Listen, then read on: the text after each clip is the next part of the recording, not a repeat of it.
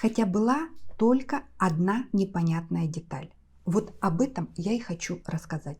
На консультацию направили маму с ребенком длительно кашляющим.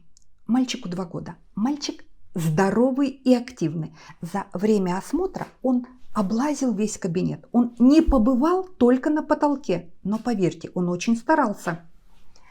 Все анализы в норме. Но ребенок длительно кашляет. Он здоров, абсолютно здоров. И тогда мне приходит мысль, и я отправляю их на экспресс-анализ крови, где меня интересует только один показатель. Опа, эозинофилы. И мы берем соскоб глистов. Да, у мальчика обычные глисты.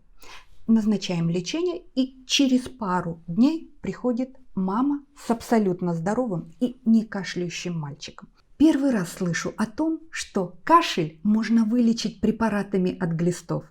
Вот первое, что сказала мне эта мама.